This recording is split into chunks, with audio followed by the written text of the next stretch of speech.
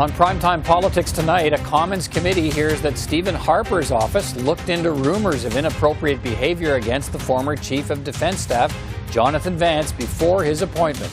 What were the concerns and why did the appointment go ahead? MPs will be here to discuss the latest developments. Canada sanctions Chinese officials suspected of persecuting the Uyghur Muslims on a day when the second Michael Kovrig, is tried in China on spying charges, but no verdict is announced. What's next for the two Michaels as the international diplomatic protest builds against China? And our panel of journalists on Aaron O'Toole's big gamble, election timing, and more.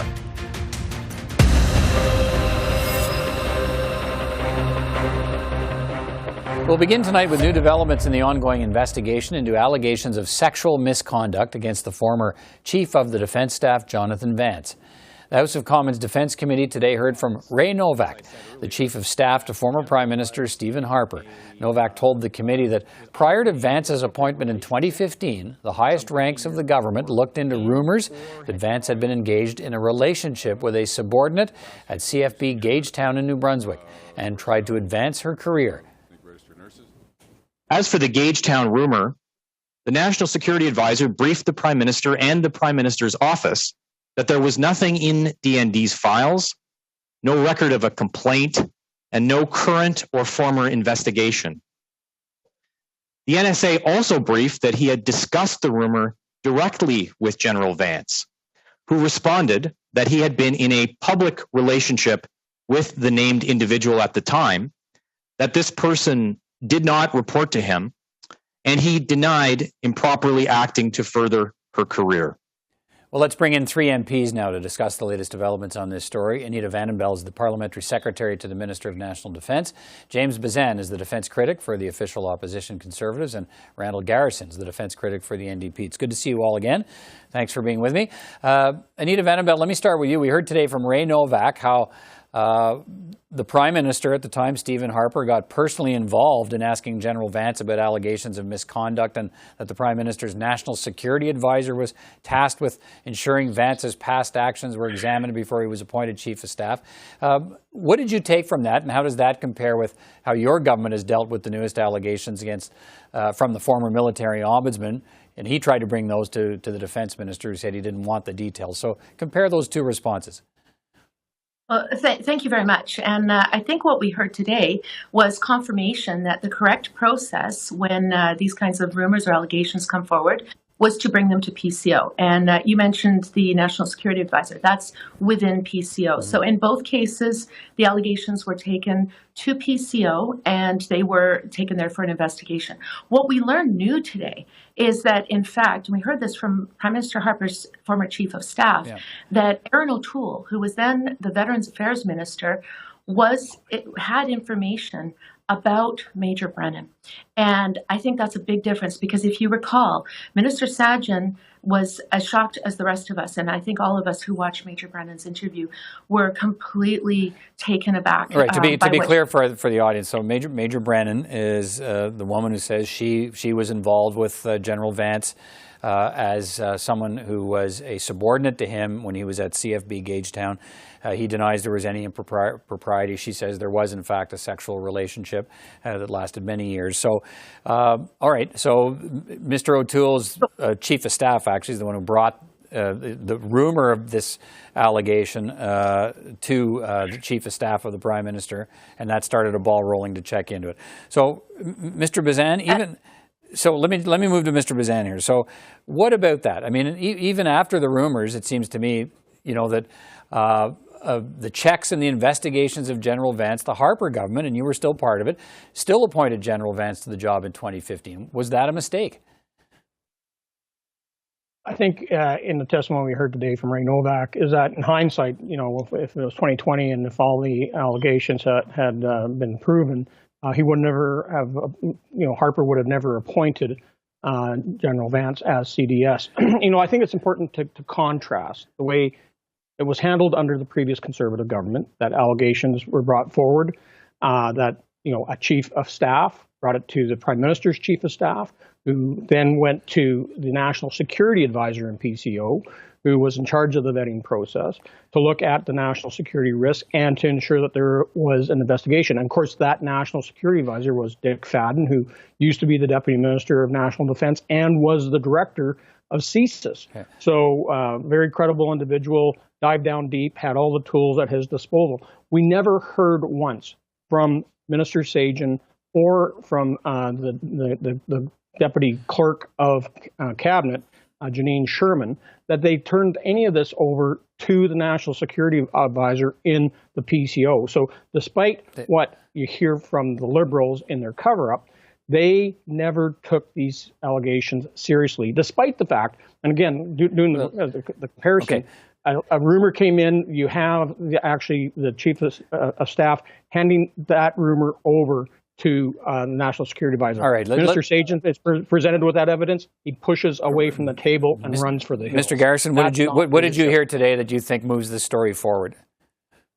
Well, I think it is quite distressing to know that 2 prime ministers and 2 ministers of defense knew that there were serious allegations of sexual misconduct against General Vance, yet he was appointed, his appointment was extended, he was given a pay raise, and he was left in charge of the Canadian Forces as the Chief of Defense Staff.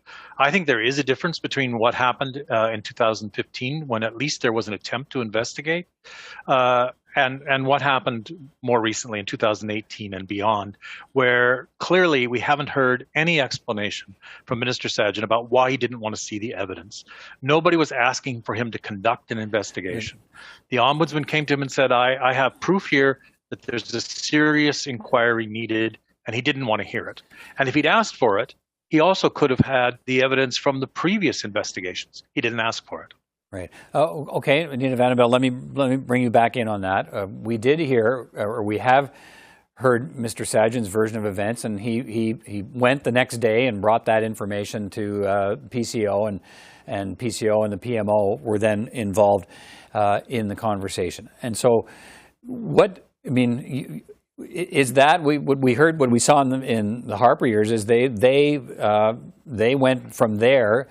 They didn't let it drop at the fact that the military ombudsman didn't want to say anymore. They went back to DND. They went to everybody involved in the investigation, pressed to find out more details about what was going on with General Vance. Isn't that a difference here? And actually, in terms of process, no. What you heard was clearly from Mr. Novak today, politicians should not be doing investigations, neither should their staff. So Minister Sajjan brought this to PCO officials. PCO tried to get the email. And remember the difference here. In 2018, we're talking about, and we know now through the media, we're talking about an inappropriate email that was sent in 2012. And PCO tried to get a copy of that email or the name of the person. They tried for a number of months. You saw that the minister's office circled back with Mr. Wellborn. But when you haven't got the permission of the person, you haven't got the email or the name. It's a very different thing than when you have a long-standing relationship like Major Brent. Minister Sajjan was very clear. He was as shocked as everybody else about Major Brennan. That is a completely different thing. And it was before General Vance was appointed, which means that they knew about what is alleged to be a longstanding inappropriate relationship before the appointment that wasn't the one that was about his wife, who is currently his wife. All right. We have an email, and there was no copy of the email. The same process. Okay, Mr. Bezan, I'm going to move to you here. We did also heard today that we have seen the documents that the Prime Minister approved a pay bonus increase for General Vance. Was that the wrong thing to do? Definitely. If you look at the way we handled our investigation in 2015 and everything, including interviewing and questioning General Vance right personally, to the way the Liberals handled it in 2018, what they just wiped their hands of it and did a cover-up. To have these allegations hanging over General Vance's head, and then for them to not only give him a big pay raise in 2019, knowing the fact that these allegations were out there, but they extended his contract for another 3 years. Now that speaks to me that they just didn't care about the optics, they didn't care about the victims, and would rather keep the general in place to do their bidding which he had done up until that point in time. So it is so unfortunate that we know that the minister knew. We knew that his chief of staff knows. We can only assume that the chief of staff to the prime minister knew, and that the prime minister knew himself. Mr. Garrison, still he went ahead and approved this in cabinet to give a big $50,000 pay raise. Mr. Garrison, how do you view this order in council bonus paid to General Vance? Well, I'm much more concerned about the fact that they extended his contract and let him stay as Chief of Defense Staff and supposedly the one in charge of rooting out sexual misconduct in the Canadian military, knowing about these allegations. I just want to go back, though, to the process question. The difference between 2015 and 2018 is that no one did anything in 2018. No one even opened his file to look in it and see, oh my gosh, we've actually had previous allegations. Maybe we better take this more seriously. So I'm not sure the Liberal defense of the minister is actually going to hold water, because then you have to move to the PCO and ask, how come PCO didn't do a real investigation? And that's going to lay at the feet of the Prime Minister. All right. Look, Anita Vandenbeld will come back. We're going to have a chance to revisit this because our time is tight tonight. But there's still lots of questions. I know the committee hearings continue, so we're going to have a chance to revisit where this investigation, this committee inquiry goes, and we'll have you back at that time. Thank you all for joining me tonight. Appreciate it. Thanks, Peter. Thank you. Canada is slapping sanctions on Chinese officials for their suspected persecution of the Muslim minorities in China. Today, Canada, the European Union, the United Kingdom and the United States imposed sanctions in response to the repression of Uyghurs and other ethnic minorities in Xinjiang. These measures reflect our grave concern with the gross and systematic human rights abuses taking place in the region. We will continue to work closely with our international partners to pursue accountability and transparency. The move comes as China concluded the brief trial today of Michael Kovrig on charges of espionage. But the verdict was not announced, just as was the case last Friday for the speedy trial of Michael Spavor. Both men have been detained in China for more than 2 years. They were arrested just after Canada detained Huawei executive Meng Wanzhou on a U.S. extradition warrant. At today's trial, diplomats from 26 countries, including the United States, showed up at the courthouse in a show of solidarity for the Canadians. No one except Kovrig and his Chinese lawyer were allowed into the proceedings. Guy Saint-Jacques is a former Canadian ambassador to China. He joins me now. Mr. Saint-Jacques, good to see you again. Thanks for taking time to speak with me tonight. Thank you for the invitation. Look, let me start by asking you about the nature of these trials against the two Canadians and the lack of transparency, the lack of access granted to Canadian diplomats or journalists. Is that standard practice in China, or is this the level of secrecy? Is it particularly unusual and part of this ongoing diplomatic fight between Canada and China? Well, based on my experience, I think it's a pretty standard practice to prevent a representative from an embassy to attend a trial where supposedly the evidence will include state secrets. And so we went through that with a similar case that took place in 2016. Mm-hmm. In this case, for both Mr. Spavor and Mr. Kovrig, consular officials were not allowed in the room. And by our standards, I think it's fair to say that this is a travesty of justice, because when you accuse someone of spying and this person could be subject to a life sentence, you would expect that there would be a thorough review of the evidence and that it would be shared with the defense. Well, in this case, we know that in the case of Mr. Spavor, it took only 2 hours to get through the process. In the case of Mr. Kovrig, it took a bit longer, although we don't know exactly how long the trial went on. But it was all preordained, because according to figures released by the Chinese Supreme Court, once you are formally charged in China, you are found guilty 99.7% of the time. So now it's just a question to get a confirmation of a guilty verdict. And then I think we have to brace ourselves for a very harsh sentence that, in my view, will be ended pretty soon, because China will want to use this to put further pressure on Canada and the United States. And they will say, if you want to free the two Canadians, you know what you have to do, return Mrs. Meng to China. Some people suggest that once the sentence is handed down, that might provide some kind of a diplomatic opening whereby the two Michaels could get returned. Tell me how you think that could work. Yes, in a way, at least it brings clarity, because you know what. But let's remember that the one condition, the basic condition that has been put by China is the return of Mrs. Meng.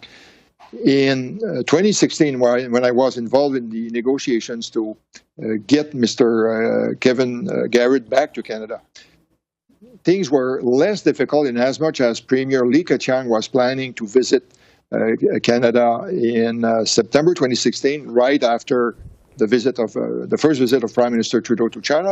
And at the time, China wanted to conclude a free trade agreement with Canada. It would have been the first with a G7 country.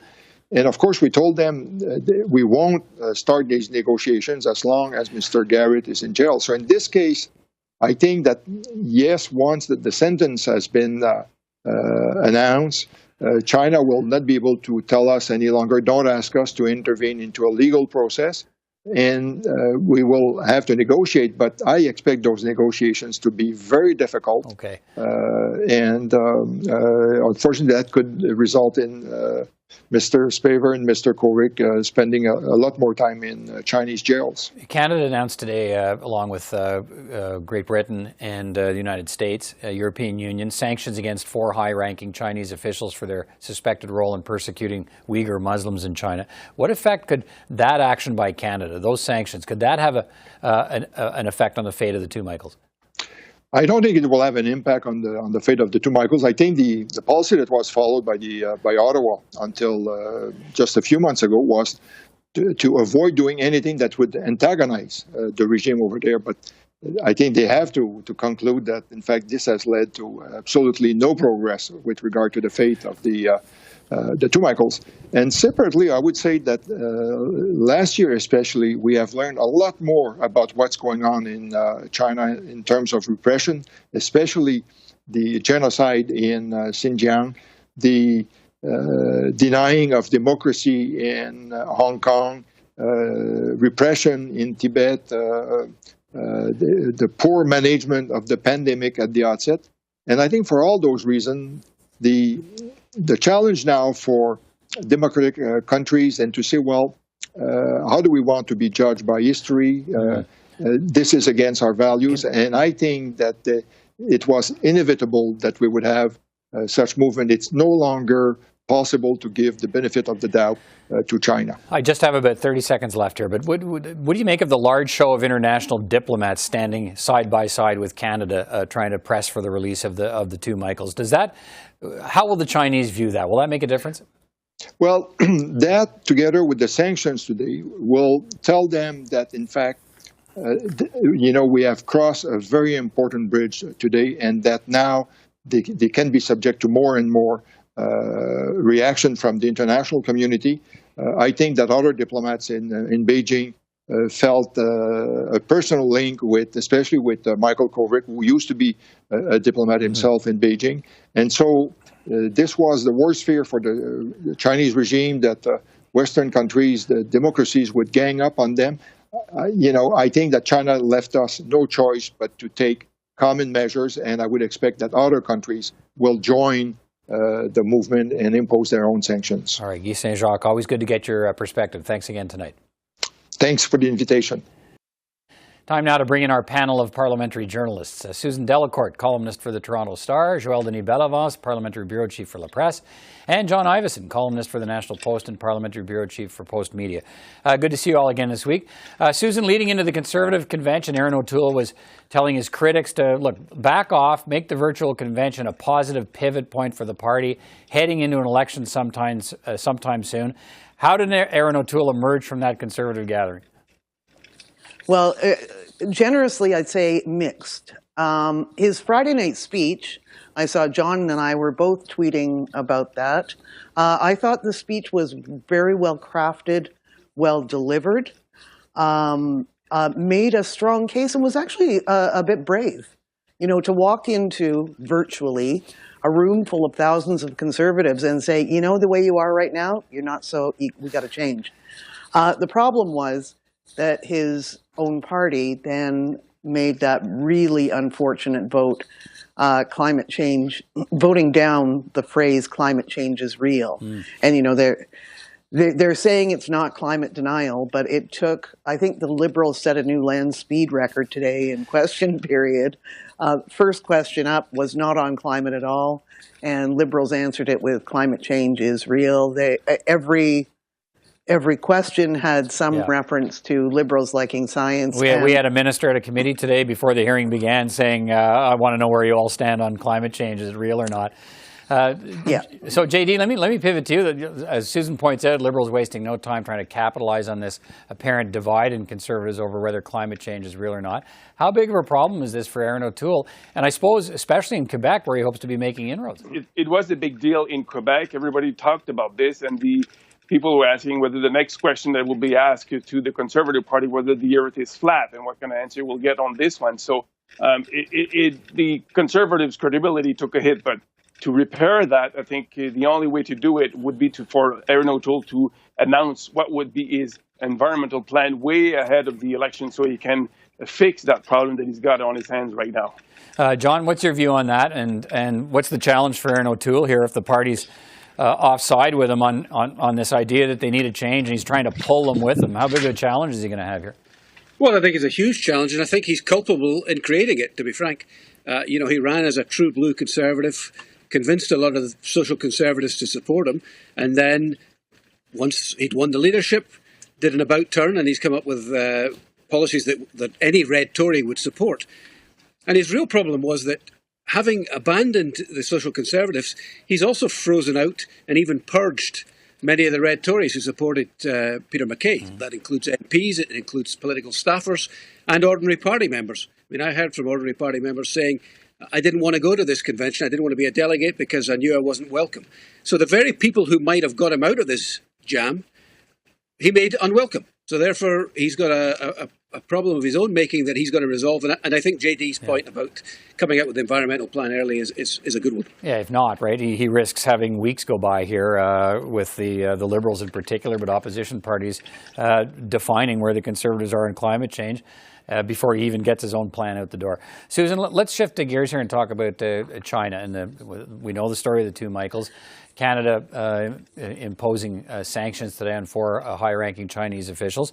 Do you detect any kind of a change in the way Canada is now dealing with China after a couple of years here of trying to tread very delicately around the two Michael situations? Are we seeing a change?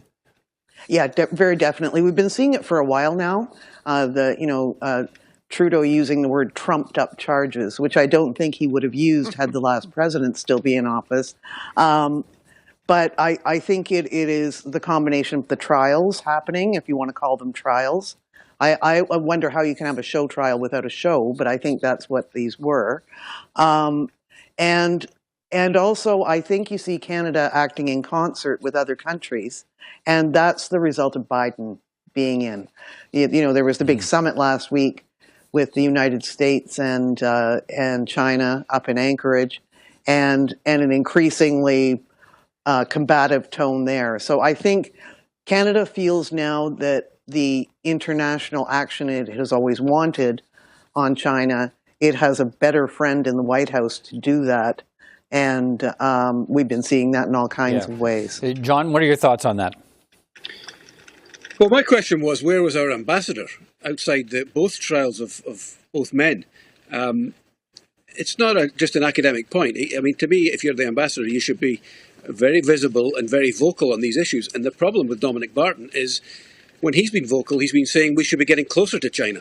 And as recently as September, he was advocating that there were business opportunities in China and Canadian businesses should take advantage of that.